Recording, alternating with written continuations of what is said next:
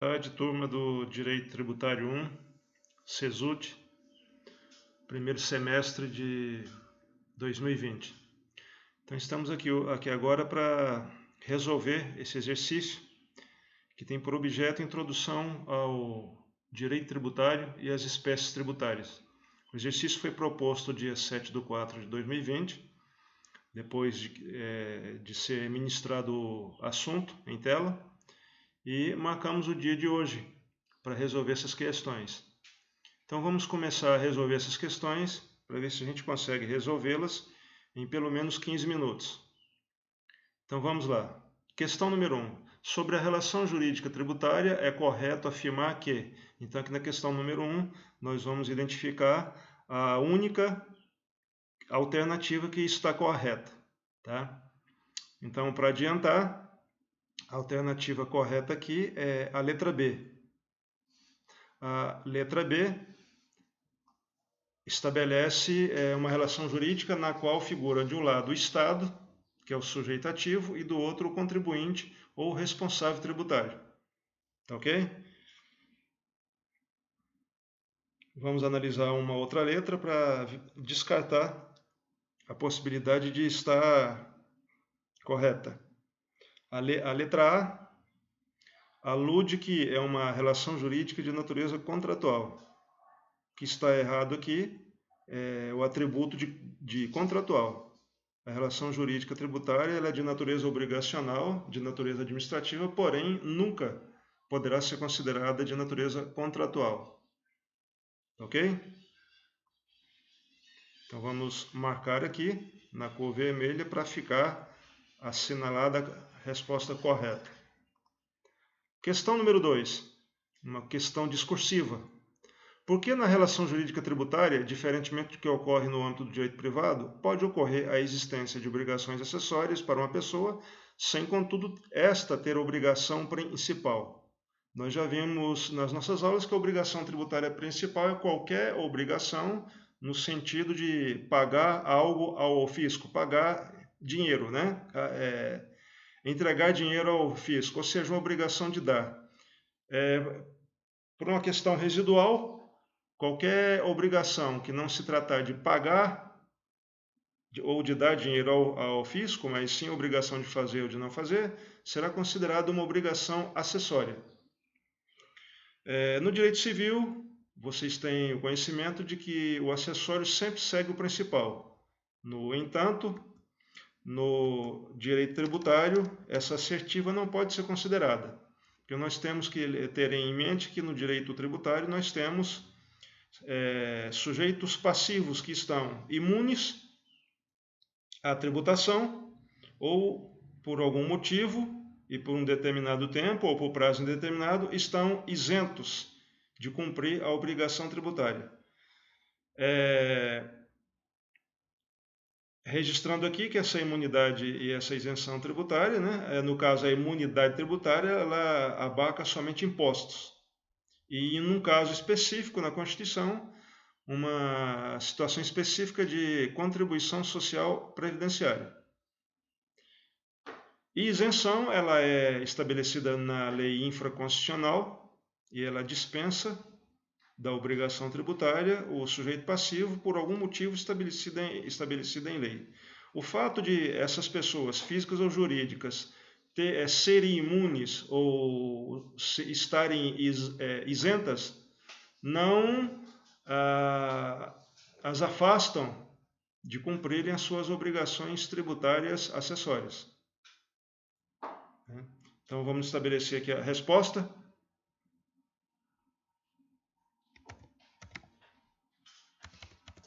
Vamos colocar aqui na cor vermelha.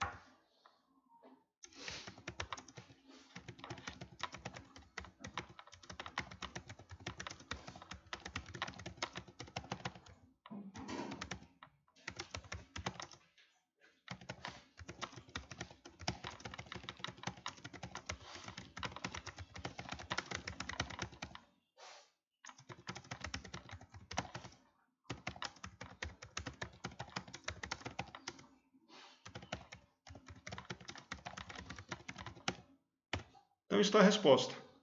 Porque na relação jurídica tributária, às vezes há situações de isenções e de imunidades tributárias. Essas situações dizem respeito somente às obrigações principais ou inexistência de relação jurídica tributária concreta.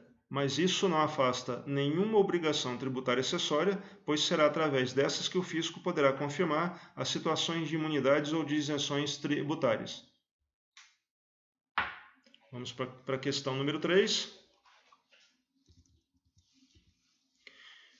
Em que hipótese uma obrigação puramente acessória passará a constituir-se em uma obrigação tributária principal? Essa aqui é simples, pessoal. Nós já batemos nesse ponto diversas vezes em nossas aulas. Uma obrigação acessória, quando não cumprida, muito provavelmente ensejará uma multa. E essa multa, após lançada, se constituirá em dívida de valor perante o fisco. Então, qualquer coisa que alguém tenha que pagar ao fisco, passar dinheiro ao fisco, dar dinheiro ao fisco, não interessa a origem, não interessa as razões, é tida como obrigação tributária principal. Tá? Então, o não cumprimento de uma obrigação tributária acessória pode ensejar uma multa e essa multa se torna dívida de valor. E dívida de valor perante o fisco, não interessa a origem, é obrigação tributária principal. Vamos anotar aqui, deixar de vermelho.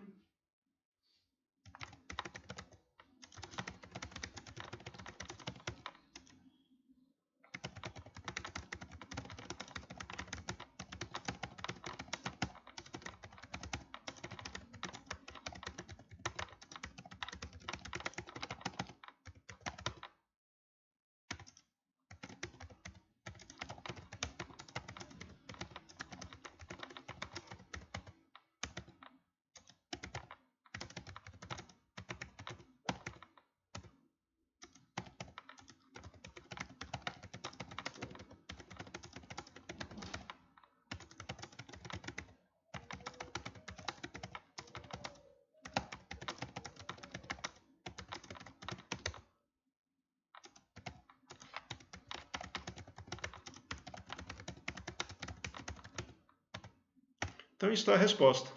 Quando o sujeito passivo da relação jurídica tributária deixar de cumprir alguma obrigação tributária acessória. Daí resulta em uma provável multa que, após lançada, se converterá em dívida de valor. E qualquer valor que se tenha de pagar ao fisco é a obrigação tributária principal. Vamos então aqui à questão número 4. Pode-se dizer que todo ingresso de valores nos cofres públicos, tesouro, vamos considerar também os fundos, é considerado como receita pública? Explique a sua resposta. Pessoal, toda receita pública é tida como uma entrada, mas nem toda entrada de dinheiro nos cofres representa receita. Então, há situações em que há ingresso de, vamos dizer assim, de dinheiro nos cofres, mas esses valores, dependendo da situação, poderá integrar a dívida pública flutuante. E eles não têm caráter de definitividade. Se o ingresso não tem caráter de definitividade, de disponibilidade, então não se pode falar em receita. Ok? É o caso das garantias contratuais, é o caso das calções, é o caso dos depósitos inibitórios. Estes estão sujeitos a estorno ou devolução, ou então serem convertidos futuramente em renda em favor do Estado ou fisco. De plano de início, eles não têm disponibilidade e para o direito financeiro, eles não podem ser considerados como receita pública. Os contadores ou contabilistas consideram esses ingressos como receitas extra-orçamentárias. Então vamos colocar uma resposta padronizada aqui, em vermelho. Vamos lá.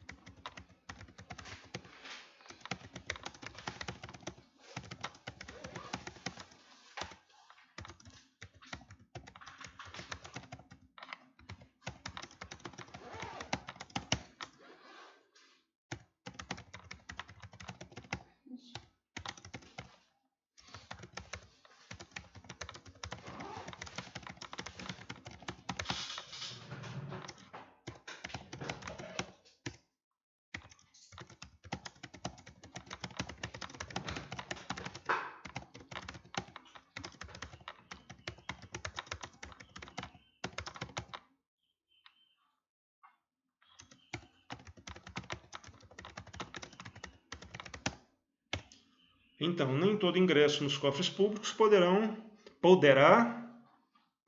vamos corrigir,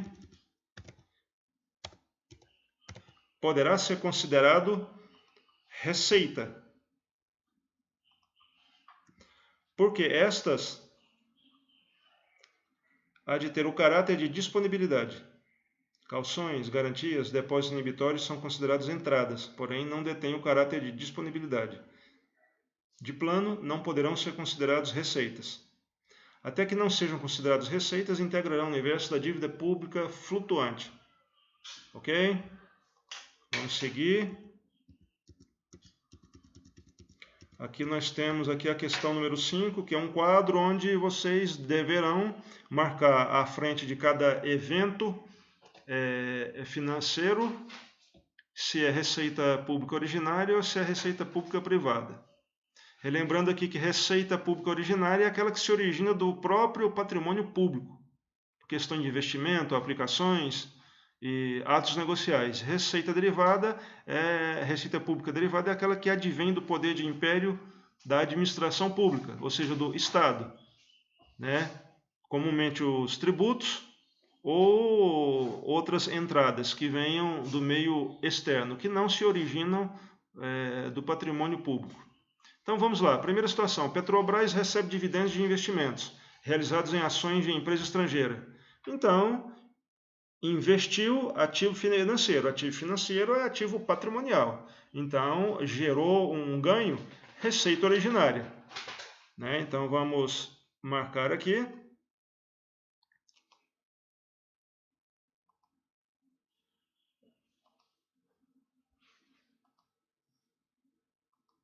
De forma centralizada, receita originária. Segunda situação, Estado de Goiás recebe recursos da União, provenientes do Fundo de Participação dos Estados. Se vocês sabem que os fundos de participação dos estados e dos municípios, eles recebem receita tributária.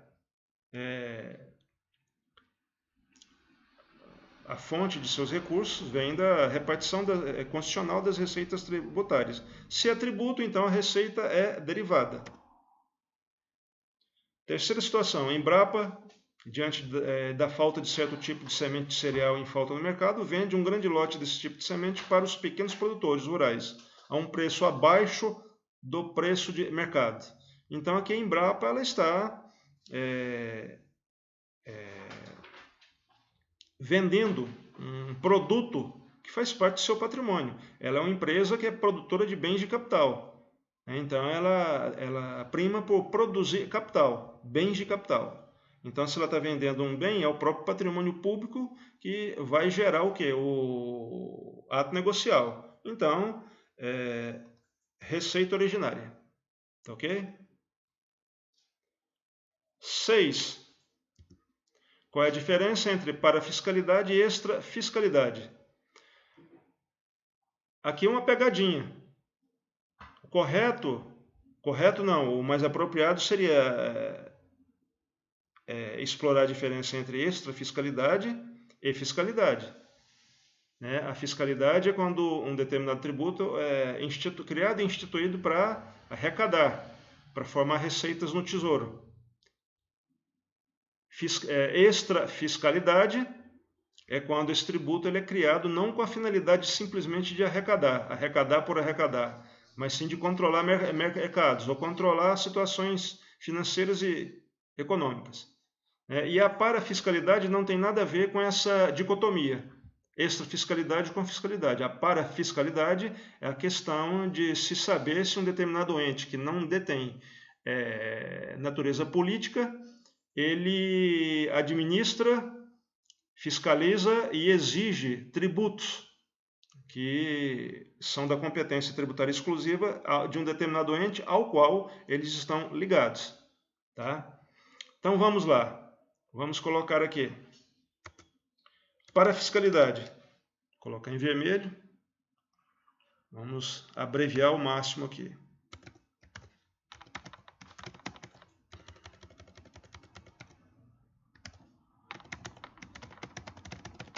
Para a fiscalidade. competência administrativa de um ente público não político em exigir, administrar e gerir tributo de competência do ente estatal ao qual está vinculado. Vamos colocar entre parênteses aqui, capacidade ativa tributária. Ok?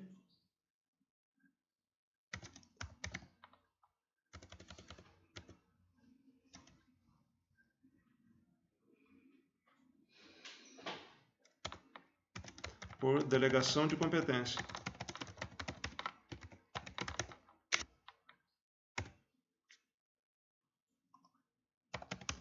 Esta por delegação de competência. Então vamos agora à extrafiscalidade. Motivo ou razão pela qual um tributo foi criado e instituído.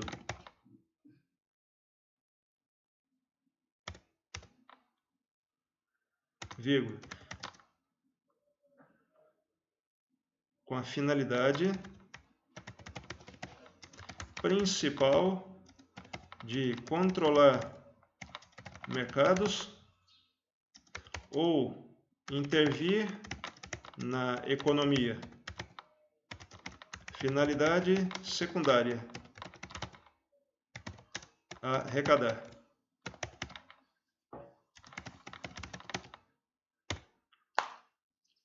Então vamos seguir em frente. Questão número 6 resolvida. Vamos então passar para a questão número 7. Uma questão objetiva. E o enunciado diz: normas gerais de direito tributário são estabelecidas em lei ordinária, emenda constitucional, lei complementar ou alguma resolução do Senado ou resolução de algum outro órgão. Essa questão aqui ela é resolvida pelo artigo 163 da Constituição, inciso 1. Tá ok? Normas gerais de direito tributário são estabelecidas em lei complementar. Lei essa que requer um quórum qualificado, né? Diferente do quórum simples da lei ordinária. Então, normas gerais de direito tributário.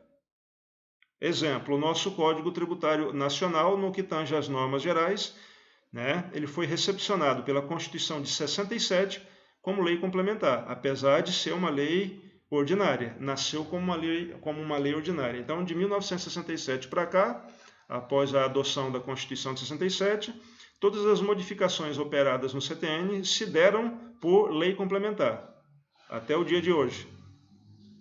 Questão número 8. Competência tributária residual poderá ser exercida, né? Ou seja, a competência tributária residual, a principal que existe é sobre os impostos, né? Ela é de competência federal. Terá que ser por lei complementar e de competência da União. Então, a resposta aqui é somente pela União. Letra E. Vamos marcar de vermelho aqui. 9. A competência para instituição de contribuição de melhoria é uma competência... Pessoal, vamos nos lembrar lá do artigo 145 da Constituição, inciso 1 a 3. A União, o DF, os estados e os municípios poderão instituir, inciso 1, impostos, inciso 2, taxas, inciso 3, contribuições de melhoria. Então, estamos diante de uma competência tributária comum. Né? Então, é comum à União, aos estados e aos municípios. A resposta, então, é a letra C. Competência tributária comum. Questão número 10. Tributo é toda prestação pecuniária. Aqui nós temos aqui no enunciado uma introdução, né, uma parte propedêutica da redação do artigo 3º do Código Tributário Nacional. Então, tributo é toda prestação pecuniária. Então, vamos achar aqui da alternativa A até a D uma que seja compatível. Facultativa. Tributo ele é facultativo? Não, ele é compulsório. Letra B. Facultativa e compulsória? Não, sempre compulsório. Então, a resposta é a letra C. Né? É uma prestação pecuniária compulsória, conforme os preceptivos do artigo 3º do Código Tributário Nacional. Vamos à questão número 11. Os tributos destinados a arrecadar meios para os cofres públicos e que permitem o desenvolvimento geral são chamados destinados a arrecadar meios para os cofres, ou seja, vamos partir do pressuposto da destinação principal. Acabamos de verificar isso anteriormente numa questão discursiva. São tributos parafiscais? Não. Tributos extrafiscais? Não. Tributos fiscais? Sim. Porque a destinação principal que está dando ênfase aqui é arrecadar meios para os cofres, ou seja, formar receita pública. Então, letra C, tributos fiscais.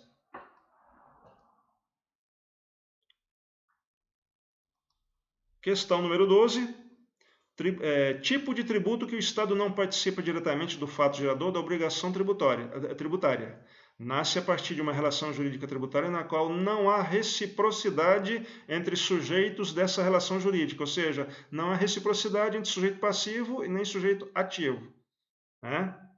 Então, parte do pressuposto que o único que tem relação direta com o fato gerador é o contribuinte ou responsável tributário. Então, são os impostos. Então, a resposta é a letra D. Né? Porque os impostos representam uma sorte de tributos contributivos e não retributivos. Tá ok? As contribuições sociais são retributivas, né? As taxas são retributivas, os empréstimos compulsórios são retributivos. Tá ok? Os impostos não, os impostos são sempre contributivos. O Estado não age para a ocorrência do fato gerador. Questão número 13. Tributo ligado à competência exclusiva de determinado ente público. Tá? Aqui a gente não está falando mais de competência tributária comum em gênero, a gente está restringindo aqui a qualidade dessa competência constitucional. Né? Então nós temos aqui 4 tributos. Letra A, impostos. Letra B, contribuição de melhoria. Letra C, COSIP, que é a contribuição sobre serviço de iluminação pública. E D, taxas.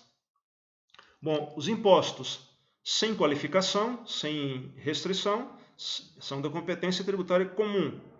Contribuição de melhoria, idem. Tanto a União, quanto o DF, quanto os estados, quanto os municípios podem instituir. Taxas, idem. Existem taxas federais, estaduais e municipais, indistintamente. E não são qualificadas na Constituição. Sobrou aqui a letra C, COSIP, contribuição sobre serviço de iluminação pública, que é tida como uma contribuição especial, que é a 5ª categoria de tributos na Constituição. E, né, ela é um dos 4 principais tributos que integram as contribuições especiais. E ela é de competência exclusiva dos municípios. Competência exclusiva dos municípios. Então a resposta aqui é a letra C, COSIP. 14. Cite as principais diferenças entre imunidade tributária e isenção tributária em conformidade com o direito tributário pátrio. Então já vamos começar a escrever aqui em vermelho e faremos um breve comentário para esclarecer qualquer tipo de dúvida e eventual dúvida. Então cite as principais diferenças entre imunidade tributária e isenção tributária. Então vamos citar uma aqui, né? Letra A. Imunidade tributária significa afastamento de competência tributária. Vamos colocar apenas algumas exemplificativas. Isenção tributária é a dispensa do cumprimento de uma obrigação tributária.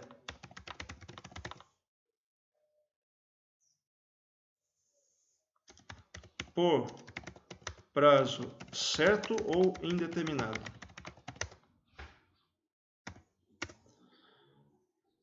Imunidade tributária é estabelecida na Constituição Federal.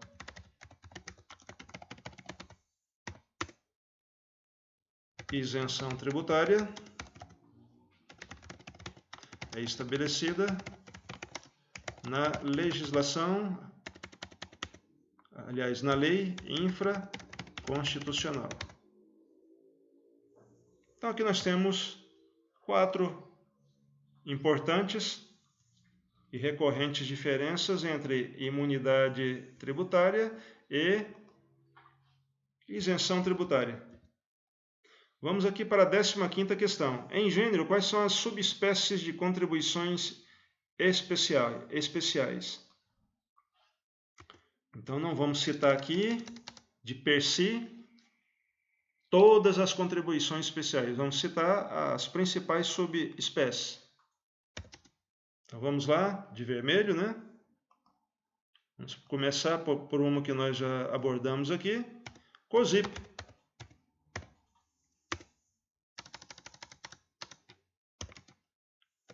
CIDs, contribuições de intervenção no domínio econômico, de competência exclusiva da União.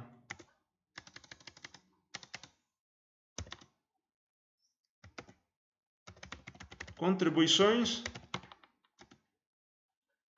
gerais, que englobam as sociais. E as contribuições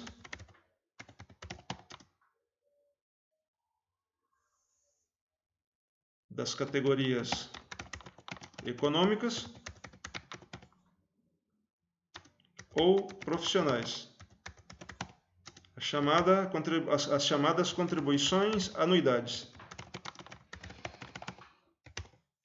E tomem bastante cuidado com essas contribuições anuidades. Excluem delas a OAB, porque a OAB não é ente público, e somente ente público pode ter capacidade ativa tributária, seja ele da administração direta ou indireta. A OAB é uma instituição, não é um ente público, diferentemente dos conselhos regionais e profissionais, que são autarquias em regime especial.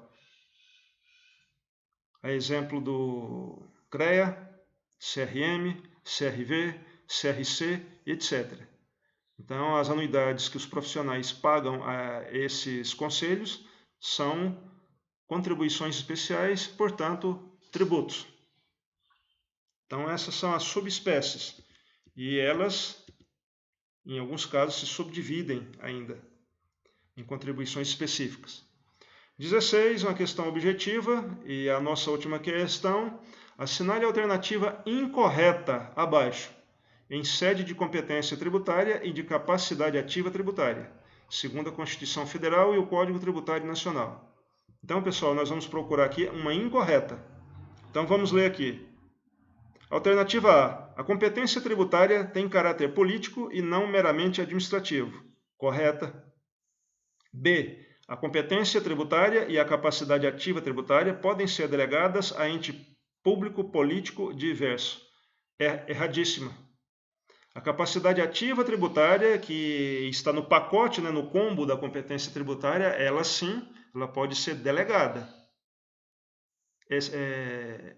excetuando-se delegações a entes privados, somente a entes públicos.